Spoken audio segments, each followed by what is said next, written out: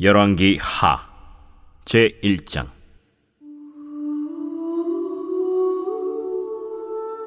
아합이 죽은 후에 모압이 이스라엘을 배반하였더라.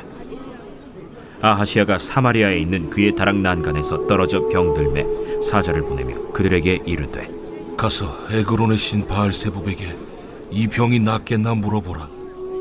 여호와의 사자가 디셉 사람 엘리야에게 이르되, 너는 일어나 올라가서 사마리아 왕의 사자를 만나 그에게 이르기를, 이스라엘의 하나님이 없어서 너희가 에그론의 신 바알세붑에게 물으러 가느냐? 그러므로 여호와의 말씀이 내가 올라간 침상에서 내려오지 못할지라 내가 반드시 죽으리라 하셨다 하라. 엘리야가 이에 가니라. 사자들이 왕에게 돌아오니 왕이 그들에게 이르되, 너희는 어찌하여 돌아왔느냐? 한 사람이 올라와서 우리를 만나 이르되, 너희는 너희를 보낸 왕에게로 돌아가서 그에게 고하기를, 여호와의 말씀이 이스라엘의 하나님이 없어서 내가 에그론의 신 바알세붑에게 물으려고 보내느냐? 그러므로 내가 올라간 침상에서 내려오지 못할지라 내가 반드시 죽으리라 하셨다 하라 하더이다. 왕이 그들에게 이르되, 올라와서 너희를 만나 이 말을 너희에게 한 그 사람은 어떤 사람이더냐? 그들이 그에게 대답하되, 그는 털이 많은 사람인데 허리에 가죽띠를 띠었더이다. 그는 디셉 사람 엘리야로다. 이에 50부장과 그의 군사 50명을 엘리야에게로 보내매 그가 엘리야에게로 올라가 본즉 산꼭대기에 앉아있는지라. 그가 엘리야에게 이르되, 하나님의 사람이여, 왕의 말씀이 내려오라 하셨나이다. 엘리야가 50부장에게 대답하여 이르되, 내가 만일 하나님의 사람이면 불이 하늘에서 내려와 너와 너의 50명을 살을지로다. 불이 곧 하늘에서 내려와 그와 그의 군사 50명을 살랐더라. 왕이 다시 다른 50부장과 그의 군사 50명을 엘리야에게로 보내니 그가 엘리야에게 말하여 이르되, 하나님의 사람이여, 왕의 말씀이 속히 내려오라 하셨나이다. 내가 만일 하나님의 사람이면 불이 하늘에서 내려와 너와 너의 50명을 살을지로다. 하나님의 불이 곧 하늘에서 내려와 그와 그의 군사 50명을 살랐더라. 왕이 세 번째 50부장과 그의 군사 50명을 보낸지라. 셋째 50부장이 올라가서 엘리야 앞에 이르러 그의 무릎을 꿇어 엎드려 간구하여 이르되, 하나님의 사람이여, 원하건대 나의 생명과 당신의 종인 이 50명의 생명을 당신은 귀히 보소서. 불이 하늘에서 내려와 전번의 50부장 둘과 그의 군사 50명을 살랐거니와 나의 생명을 당신은 귀히 보소서. 여호와의 사자가 엘리야에게 이르되, 너는 그를 두려워하지 말고 함께 내려가라. 엘리야가 곧 일어나 그와 함께 내려와 왕에게 이르러 말하되, 여호와의 말씀이 내가 사자를 보내 에그론의 신 바알세붑에게 물으리 하니 이스라엘에 그의 말을 물을 만한 하나님이 안 계심이냐? 그러므로 네가 그 올라간 침상에서 내려오지 못할지라 내가 반드시 죽으리라 하셨다.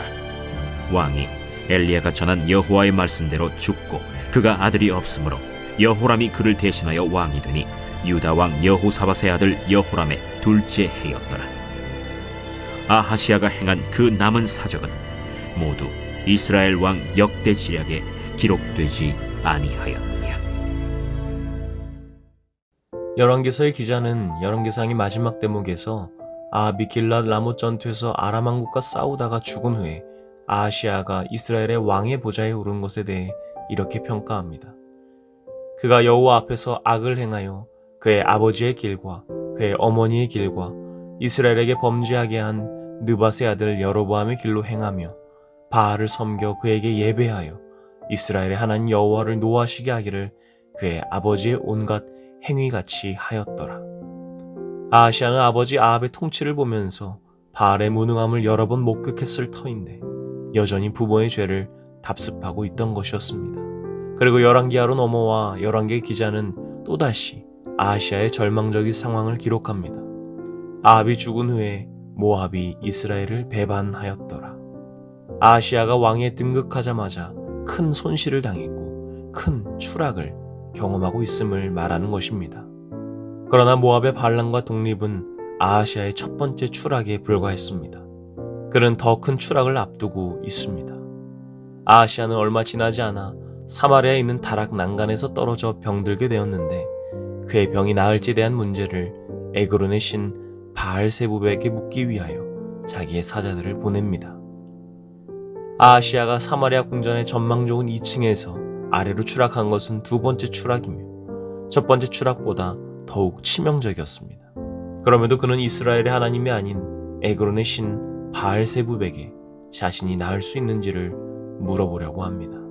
그렇게 아하시아가 자신의 사자들을 바알세부백에 보내는 동안 하나님께서는 당신의 사자 엘리야를 왕에게 보내셨습니다. 왕의 사자와 하나님의 사자가 충돌하게 된 것입니다. 엘리야는 왕의 사자들에게 이스라엘에 하나님이 없어서 너희가 에그론의 신 바알세부백에 물으러 가느냐고 말한 것은 통렬한 일입니다. 아하시아는 바알에게 구원의 신탁을 구하기 위해 사자들을 보내지만 엘리야는 아하시아의 사자들을 낚아채 버렸습니다. 왕의 사자와 하나님의 사자가 서로 부딪히면 누가 이기게 되는 것입니까? 왕은 지상의 모든 권세를 가지고 있으며 선지자는 이 세상에서 가진 것이라고는 오로지 입술에 있는 말씀뿐입니다. 그 결과는 곧 드러나게 됩니다. 엘리야는 아하시아의 사자들에게 내가 올라간 침상에서 내려오지 못할지라 내가 반드시 죽으리라 라는 말씀을 전하게 하며 그 사자들은 왕에게 돌아와 이 사실을 전달합니다. 왕은 자신의 사자들을 돌려보낸 자의 정체에 대해 궁금해했는데 이내 그가 엘리야임을 확인하게 됩니다. 이제 아하시아와 엘리야의 2차전이 시작됩니다.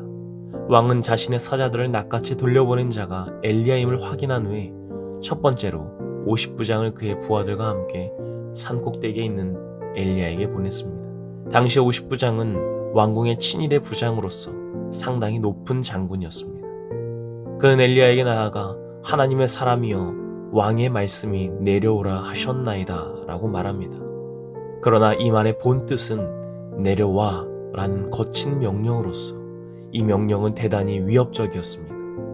만약 이 말을 듣지 않는다면 곧바로 군사적인 행동을 취하겠다는 암시가 포함되어 있는 것이었습니다. 왕이 문인들을 보내지 않고 군인들을 보낸 것을 볼 때 위협이 깔려 있음이 분명했습니다. 엘리야도 물러서지 않았습니다. 내가 만일 하나님의 사람이면 불이 하늘에서 내려와 너와 너의 50명을 살을지로다 라며 응수합니다. 하나님의 사람이란 어떤 인간적 압력에도 굴복할 수 없음을 말하고 있습니다. 그는 하늘의 불을 불러서 왕의 친히 되어 온 50명을 불사르겠다고 응수한 것입니다. 결국 이 말은 그대로 이루어집니다. 그들은 이미 엘리야가 하늘에서 불을 내려 갈멜산에서 모든 재물을 태웠음을 알았어야 했습니다. 자신의 친위 부대에 온 중 첫 50명을 제물로 태운 사건을 보고도 아하시아 왕은 충분하지 않았었던 것 같습니다. 마치 출애굽 당시의 바로처럼 마음이 더 강팍하여져서 하나님의 무서운 심판을 보고도 아무런 교훈을 받지 않고 두 번째 50부장을 엘리야에게로 보냈습니다.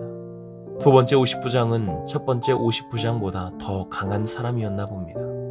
엘리야를 향해 속히 내려오라 라고 명령합니다. 이 명령에는 긴박성을 더해줍니다. 그러나 문제는 엘리야가 하나님의 사자라는 데 있었습니다. 두 번째 무리들도 결국 첫 번째 50부장의 무리와 같은 운명에 처하게 됩니다. 여전히 정신을 차리지 못한 아하시아 왕은 세 번째 50부장을 엘리야에게 보냅니다. 그러나 이번 50부장은 앞선 두 50부장의 운명을 보며 하나의 교훈을 깨닫게 됩니다. 하나님의 선지자는 왕보다 아래에 있지 않다는 것을 알게 된 것입니다. 그는 자신이 엘리야에게 명령할 수 있는 위치가 아님을 알았고 오로지 자기의 부하들의 생명에 관심을 가졌습니다. 그렇게 엘리야 앞에 꿇어 엎드린 자세로 엘리야에게 간청했습니다. 그뿐 아니라 아하시아 왕의 전가를 엘리야에게 한마디도 전하지 않았으며 자신을 당신의 종이라고 고백합니다. 부하들로 하여금 하나님의 사람에게 복종할 것을 명령함으로써 그는 자신과 자기 부하들의 생명을 보존합니다. 그는 선지자의 목숨이 아니라 자신과 자기 사람들의 목숨이 위태함을 정확하게 알았습니다. 이때 하나님께서는 엘리야에게 그들을 두려워하지 말고 내려가라 라고 말씀하십니다. 그동안 왕의 위협을 심하게 받아 산 꼭대기에 올라가 있던 엘리야는 드디어 하나님의 말씀에 따라 내려가게 됩니다. 그리고 아시아 왕 앞에 가서 이미 전했던 하나님의 말씀을 반복합니다. 내가 반드시 죽으리라 하셨다. 이 말씀이 곧 최종적인 말씀이었습니다. 왕은 아무런 대답도 반박도 하지 못합니다. 그 후에 아시아 왕은 즉위한 지 2년 만에 죽게 됩니다. 생명과 죽음을 결정하는 힘을 가진 하나님의 말씀은 그렇게 이루어집니다. 아시아 왕은 병으로 죽었다기보다 여호와의 말씀대로 죽었다는 것이 더 옳은 해석입니다. 이 사건은 왕의 사자와 하나님의 사자가 서로 부딪히면 누가 이기게 되는 것인지에 대한 대답이기도 합니다. 아무리 세상의 모든 것을 가진 것만 같은 왕이어도 결국 하나님의 말씀밖에는 가진 것이 없었던 엘리야에게 패배했습니다. 또한 아하시아의 허망한 죽음을 보면서 믿음과 회개가 우리 신앙에서 얼마나 중요한 요건인지를 깨닫게 해줍니다. 하나님께 대한 믿음이 없었던 아하시아는 자기에게 닥친 병의 의미도 몰랐고 그 병을 치료할 길도 몰랐습니다. 그뿐만 아니라 회개할 줄도 모르는 강팍한 마음으로 하나님의 말씀을 듣고도 무시했습니다. 그에 비해 엘리야는 늘 하나님의 말씀에 즉각적으로 순종하는 모습을 보였습니다.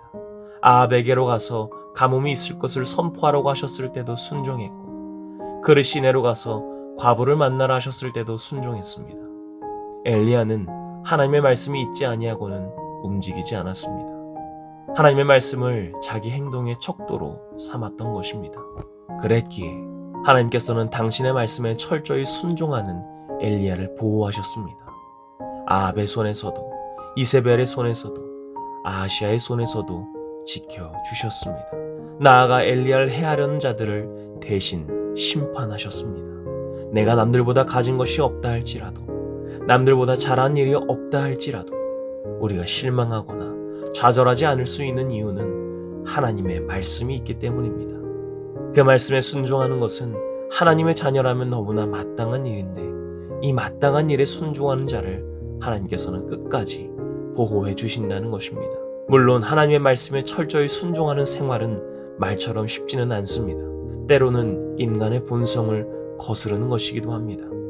때로는 우리의 생명을 걸어야 하는 일이기도 합니다. 때로는 인간적인 즐거움과 만족을 포기해야 하는 일이기도 합니다. 그러나 하나님의 말씀에 따라 살 때에 진정한 만족이 있고 진정한 안전이 있고 영원한 생명이 있습니다. 더욱이 감사한 것은 하나님께서 약속하신 말씀은 반드시 지키시는 분이시라는 사실입니다. 하나님의 말씀은 다 순전하며 하나님은 그를 의지하는 자의 방패시니라.